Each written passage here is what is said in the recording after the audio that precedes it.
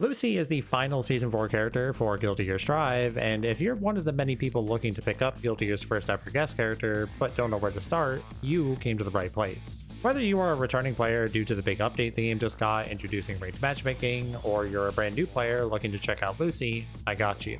I've already put tons of hours into playing Lucy myself, doing a lot of research and even entered some tournaments with her, all so I'd be better equipped to teach all of you what you need to know.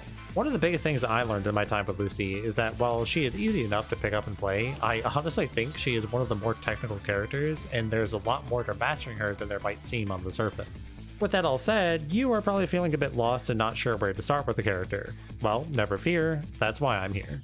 Throughout this video, I'm going to teach you all the essential information you need to know to get yourself started with Lucy. We're going to go over what type of character she is and her general game plan. We'll cover all of her normals and specials to give you ideas on how to use them. Then we'll go over how to play neutral and offense with the character. Of course, throughout the video, I'll be giving you the important combos you need to know as well. There is a lot to cover, but by the end, you'll have everything you need. Let's get into learning everything you need to know to play Lucy in Guilty Gear Strive. Alright, to start things off, let's answer the question of what type of character is Lucy? What should you expect when you're picking up this character? I would say Lucy is relatively well-rounded, but with a big focus on being a fast-paced technical character. Her forward dash and backdash are both incredible, making her one of the most mobile characters in the game. This, backed up by her long-reaching normals, I would say gives her a focus on neutral control. Not only does she have strong control on the ground, but she has access to fantastic anti-airs as well. She does have some strong offensive situations, but she is largely going to be looking to outspace her opponent and punish them. She also has strong defensive options due to having fast normals, a meterless invincible reversal, and a great backdash. Her downsides, I'd say, are that she is on the lower end health-wise. Her normals tend to have a lot of recovery, and her offense is only situationally strong. She also tends to be meter hungry, requiring 50 tension to get high damage. Ultimately, she is a fast-paced character with a lot of strengths, but punishing if you make a mistake. This makes her very fun and rewarding to play, in my opinion. Now, before we move on to her normals and special moves, I do want to mention that I will be using a lot of common fighting game terminology throughout this video. If anything confuses you, such as numpad notations for example, I highly suggest checking out the FGC glossary, which I'll have linked in the description below. It's a great database of common FGC terminology and should be able to clarify anything you don't understand. And of course, if you have further questions, feel free to ask in the comments below. Alright, with that out of the way, let's discuss all of her normals and special moves. Starting off with Lucy's P normals, we have her 5P, and this one honestly is not very notable due to the fact that it whiffs on crouchers, and it's not a very reliable anti-air unlike other 5Ps in the game. What is notable about this move is that it has a unique slapping animation when you chain it into itself. Look at that. Incredible. Lucy's 2P, on the other hand, is much more notable, being her fastest normal, and it has relatively good range for what it is, making this one of your go-to defensive options when you're looking to disrespect your opponent's offense. You can chain it into itself, and on hit, you'll usually want to cancel into 6P to get a knockdown. Speaking of Lucy 6P, this is one of your go-to anti-airs. It has a massive hitbox, both vertically and horizontally, which paired with her fast movement speed, it actually makes it really hard for the opponent to jump effectively at Lucy. Usually on hit, you'll want to cancel into monowire to get yourself a knockdown and apply a short nerve circuit. Situationally on hit, you can also combo afterwards if you're close enough. Moving on to Lucy's K normals, I really want to stress that these are some of her most important normals, and you need to make sure you're utilizing these if you're going to play the character. Newer players tend to neglect their K buttons in this game, but K buttons are some of the most valuable normals you can have, and Lucy has some of the best in the business. Starting with her 5K, this is absolutely one of the best 5Ks in the entire game. It has crazy range for a K normal, it's really good at crushing low-hitting moves in neutral. It also has a lot of active frames, which actually makes it really nice for controlling space right in front of Lucy. And paired with her fast movement speed, it's also one of the better ways to approach the opponent. We also have her 2K, which is a very strong low-hitting attack. It's a frame faster than her 5K, but it does have less range. Overall, I would say it's slightly worse than her 5K, but if you mix up between using 5K and 2K, it's really hard for the opponent to deal with both of these options. Whether you're looking to control space defensively or approach the opponent offensively, you really want to make sure you're using both of these buttons. For either 5K or 2K, usually on block you'll want to cancel into her 2D. This combos on hit and is relatively safe on block, and you can even make it a frame trap if you delay the 2D slightly. Moving on to Lucy's slash normal, starting with her close S. This is going to be your go-to pressure normal. If you ever get a knockdown, you're usually going to look to meaty the opponent with her close S. It's a very good combo starter, and it's also very nice on block due to the fact that it is +1 on block and has just about any cancel option you could ask for. Lucy's far slash is an important normal, but maybe not quite as important as you might initially think. It is her farthest reaching horizontal normal, which is nice, but it's relatively slow at 13 frame startup, and also has a massive hurt box on startup, making it easier to contest than you might think. On top of all this, it also loses to just about any low profile attack. So generally speaking, I think this move is best used as a whiff punish tool and occasionally for contesting certain things in neutral. Lucy slash normals are unique in that they have follow-ups. So for this one, we have her far SS. This move has a vacuuming effect, but it's really minus on block, so generally you're going to use this for combos, and you don't really want to end your pressure on this move. Because of the vacuum effect, it makes it really consistent to be able to combo from her far slash. Do keep in mind you can only cancel her far SS into 5H and not into 2H. This is important because her 5H is pretty good on block due to the pushback, but it means that she doesn't get a great combo on hit with this move. She is generally getting a knockdown and some corner carry. Her 2S is the more valuable neutral tool in my opinion. It's a bit faster at 11 frame startup, and it's also a low hitting attack, making it really nice for calling out people walking back in neutral, though it does still have a bit of a large hurt box and it is very whiff punishable due to the recovery. 2SS is another vacuuming follow-up. This move is also very minus on block, so try not to end your pressure on this move if you can help it. While far SS could only cancel into 5H, 2SS can only cancel into 2H. This is very important because 2H is much better for combos. Being a launcher, it allows her to combo into her monowire special, amongst other things, but it is much worse on block due to the fact that it doesn't have as much pushback and it is much more minus on block. So if you think about it this way, the far slash 5H series is much safer on block but less rewarding on hit. The 2SS 2H series is much more rewarding on hit but puts you in a much more precarious situation on block. Onwards to Lucy's heavy slash normals, starting with her 5H. I think this move is heavily underutilized from other Lucy players from what I've seen. In my opinion, this move is a better far slash than her actual far slash. It does have a bit less range than her far slash, but it is faster, and I find the hitbox to line up with other moves much more advantageously. In particular, I find this to be a really nice counter poke or whiff punish in neutral. It is also very rewarding on counter hit, allowing you a bunch of different extensions depending on the spacing. I highly recommend fishing for counter hits and whiff punishes with this move in neutral. It's also a reasonable point to end your pressure on due to it having a lot of pushback, and being -8 is reasonable to end your turn on. Her 2H is crazy.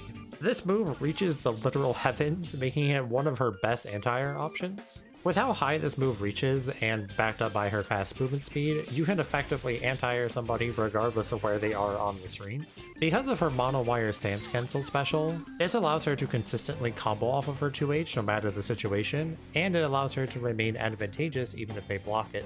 This is genuinely like one of her craziest moves, and I definitely think you should be spamming this move if you're playing Lucy. It's also really useful in combos due to being a launcher with little pushback, but as I mentioned earlier, it can be very risky to do on block, so make sure to be careful. Her 6H is not particularly important. It's mostly a combo tool used in some of her optimal combos and can be used as a very rewarding frame trap after a close slash, but I would say in general is not a move that you have to use. Now we can talk about Dust, which is the universal overhead of the game, that behaves differently on whether you tap it or charge it. Tap Dust is a 20 frame overhead, which is very fast, making it very effective for opening up players. Do keep in mind that it is unsafe on block and you can't normally combo off of it, meaning this option is best used when you have 50 meter to roam and cancel it. It's best not to over rely on this option, but it is very effective at opening up players. Charge Dust is much slower and generally is not very effective for opening people up. Instead, Charge Dust is best used when punishing very specific moves, namely invincible reversals, as it can do a pretty high amount of damage and also gives you positive bonus regardless of where you were on the screen. Her 2D is another very effective poke in neutral.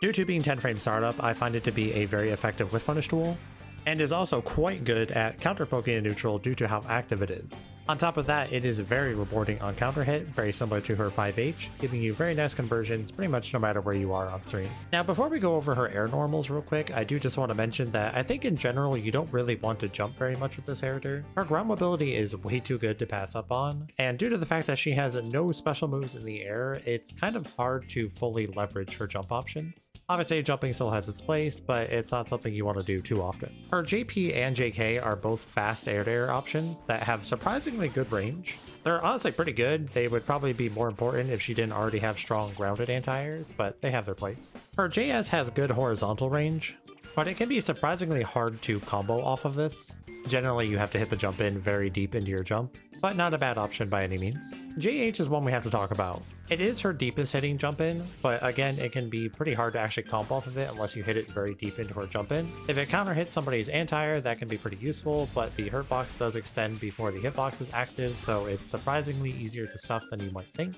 One use her JH does have is as a fast overhead option. I'm not going to say instant overhead because it actually is reactable. It is shockingly reactable, in fact, but it is still pretty quick and definitely can be used if you are mental sacking the opponent effectively. This is notably useful when you have either 50 tension to be able to Roman cancel, or if the opponent has short nerve circuit applied to them. Because she can also combo off of her throw when she has short nerve circuit applied, this kind of doubles as a throw bait option as well. Lastly, we have her JD, and I gotta say the most common question I got while playing this character on stream was, have you ever found anything useful for her JD? And I'm here to tell you, no, I have not. It looks like a move that would have a lot of potential, and maybe there is something there, but for the most part, I think it's basically just a dive kick. It's useful for stalling your air momentum and maybe punishing somebody for trying to anti-air you, but beyond that, it doesn't do anything especially well. Let's talk about Lucy's special moves next, starting with her most important special move, 214H, which is Mono Wire. The uncharged version of Mono Wire is a decently fast special move with good range. It can be used situationally as like a neutral poke, but most importantly, it's used in block strings. It's good for pushing the opponent away from you when you don't want them near you, as it is relatively safe as long as you're spaced. You can also delay canceling into Mono Wire to create a frame trap, as on counter hit you can combo off of this move. On normal hit it will just give you a soft knockdown that you can usually apply pressure from. You can also charge Mono Wire. When charged, it turns it from a minus on block pressure ender to being a plus on block guard crush that is great for applying offense. On hit it also launches higher and causes a hard knockdown instead. More importantly than all of that, it also applies short nerve circuit, or SNC for short, which is a Lucy exclusive mechanic. When the opponent has SNC applied to them, Lucy can essentially proc it by hitting them with any of her moves that involve her Mono Wire. Whether it's Far Slash, 2S, 2D, JH, you get the idea. When procced, it essentially gives her a huge amount of extra hit stun to work with on that move. Interestingly, this doesn't actually change your combo that often when you hit the opponent in neutral. For example, if you hit somebody with a 2S while they have SNC, you're probably doing the same combo from that 2S you would do otherwise, but there are some notable exceptions. Most importantly, her throw. She is able to combo off of her throw if the opponent has SNC applied, as her throw uses the Mono Wire. This is easily the most important part about her offense, as being able to combo off of your throw meterless isn't really a thing in this game, and is the biggest thing that you're going to base your offense around. It also allows her to combo off of her JH, which I mentioned earlier is a pretty fast overhead and throw bait option. Beyond that, you're going to be using SNC mid combo a lot. There are a lot of combos where you combo into charged Mono Wire and then immediately pick up into an SNC proc. And with that said, there is something you really need to keep in mind when you're playing this character. You can apply SNC multiple times for a combo, but you can actually only proc it once. This is surprisingly weird to get used to when you're playing this character, where you need to keep in mind, did you hit the opponent with SNC already or not? Generally speaking, you're trying to apply SNC as often as possible, and you really want to make sure you are ending your combos with the opponent in SNC state. Going back to the idea of charging Mono Wire, there is something really important we need to talk about. You might naturally think that with the idea of charging Mono Wire, that means that you can release the charge at any point that you want, but that's actually not the case. Mono Wire by default is 16 frame startup. If you charge Mono Wire for even one extra frame beyond that, it actually forces you to hold the move all the way until 32 frame startup. This means Mono Wire is much worse for playing mind games using it in offense than you might initially think, and that's just something you have to really keep in mind when you're playing this character. Once you get it to that 32 frame state, it's considered a partially charged Mono Wire, and from there you can release it at a lot of different intervals. There is also a fully charged Mono Wire, which basically launches the opponent to the stratosphere. This is mostly only used in very specific combos and is notably your highest damage ender to break the wall with, but otherwise you don't use this version that often. Next we have our 214K, which is Sprint Attack. This is a fast, far advancing move that has two different follow-ups. This is mostly used to convert some of your hits into knockdowns, as it has good carry, and the S follow-up gives you a knockdown. You can use this from far away in neutral to approach the opponent, as it's usually pretty safe when spaced. This is especially effective when backed with a Roman cancel. I wouldn't use this move close up or in block strings too much, as it is almost always punishable. The S follow-up is just essentially a knockdown. You can technically use this to frame trap the opponent after 214K, but it is very punishable on block, so I do not recommend that. She also has the H follow-up, which is a cross-up overhead. This option is honestly not that strong, as it is pretty reactable. It is safe on block, but the opponent can easily interrupt it with several different attacks. It can be useful to catch the opponent off guard situationally, but I, again, would not use it very often.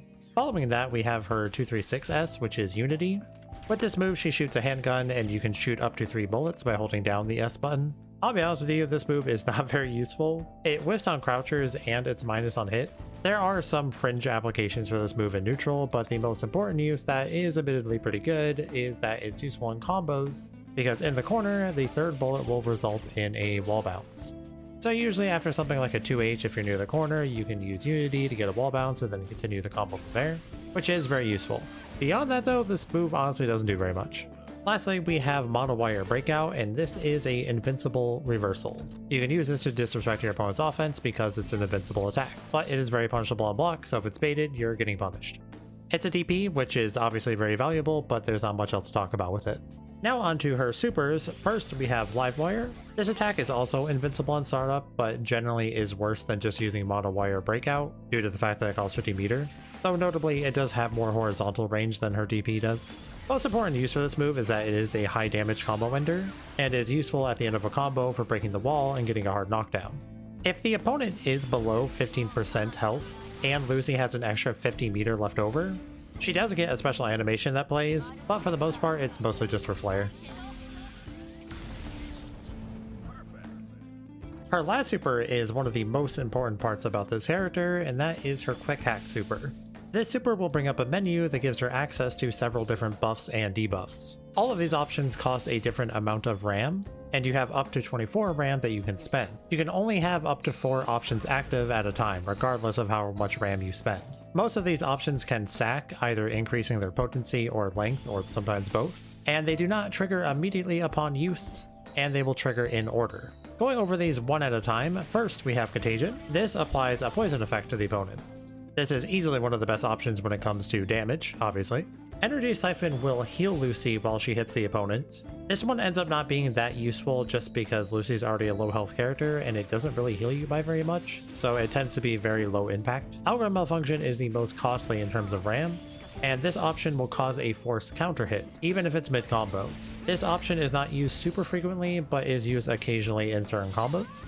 Resistance Glitch will increase the amount of risk that the opponent gains for blocking an attack. This option also tends to not be super useful just because Lucy doesn't have long block strings. Pacify will reduce how much tension the opponent gains, and this option is actually really valuable. It's one of the options that is the most noticeable for stacking multiple, as if you put 3 on the opponent, they literally cannot gain meter while all 3 are active. Still kind of situational, but very useful. And last and least is Optics. This option is supposed to turn Lucy invisible or hard to see, but she still has a very defined silhouette and it really doesn't mask what she's doing that well. Really the only thing this option has going for is the fact that it only costs 3 RAM. For the most part, Contagion and Pacify are for sure the most useful, and Algorithm Malfunction is occasionally used for specific combos. Largely, you mostly just use this super to do a lot of damage with Contagion. I already have a YouTube short going over quick hack combos, so I'm not going to bother putting those in here, and you can go watch that video if you want quick hack combos. They are very valuable for the character, though I will say they are not mandatory. Now let's talk strategy. When it comes to piloting this character in neutral, there's one thing you really want to keep in mind, and that's her movement. Because of her strong mobility, she's able to reposition herself on the screen constantly, and this keeps the opponent guessing on where she's going to be and when. You can approach the opponent very quickly and pester them with things like your K buttons, 2D, and 2S. This forces the opponent to play preemptively because they can't react to you approaching them. Once you get them to start swinging preemptively, then you can start looking to whiff punish them instead with things like your 2S, 2D, and 5H. You can also use her strong backwards movement to force the opponent to chase you. Once you get the opponent to start chasing you, then you can start intercepting them with things like your strong K buttons again. If the opponent ever starts jumping, you have strong anti-airs in 6P and 2H to be able to shut that down. And really the idea is you're trying to find a way to transition safely from neutral into your offense. Many of your non-counter hit starters in neutral, such as a 5K2D or 2K2D or a 5H, are going to lead you into 214KS for a knockdown. This isn't ideal, but it's perfectly acceptable. Her 2S in particular is really worthwhile in neutral, as this will easily convert into a partial charged monowire. This is a great knockdown as it applies S&C on the opponent. Then when it comes to running offense with the character, this is where things get a little tricky. Her offense in general is not amazing and really requires applying S&C on the opponent. Generally speaking, you're going to be looking to run a lot of strike throw. Lucy really likes to throw her opponent, throw bait her opponent, and frame trap. Starting offense with your close slash and then using things like delayed 2S or delayed 5H as frame traps is pretty effective. If those don't work, you can also use monowire as a frame trap option. Of course, you can also look to sneak in some charged monowires in your pressure. This will leave you advantageous on block and apply S&C on the opponent. One thing I have not mentioned yet is Blue Wild Assault. This is very effective to throw in Lucy's pressure occasionally, as if the opponent blocks it, it gives her a free partial charged monowire on block, which will of course give you S&C to work with. If you have S&C on the opponent, her offense is actually really scary, as one throw will lead to a full combo, and in general just allows her to snowball very effectively. It's just getting the S&C applied in the first place can sometimes be kind of tricky. Really, her offense comes down to knowing when to push the envelope and when to just back off. Run your strike throw mix up, try to frame trap the opponent, and if it doesn't work, back off. And that is all the essential information you need to play Lucy in Guilty Gear Strive. I think this character is a ton of fun and I really enjoy playing her, so hopefully after this guide you can start enjoying the character yourself. If you have any further questions about the character or any thoughts on this video, I'd love to know down in the comments below. And in general, I would love to know how you guys are feeling about Lucy now that she's been out for about a week. I think this character has a lot more room to develop, and I'm curious to see where that's going to lead. Anyways, thank you all very much for watching, I hope you enjoyed, and I'll see you in the next one.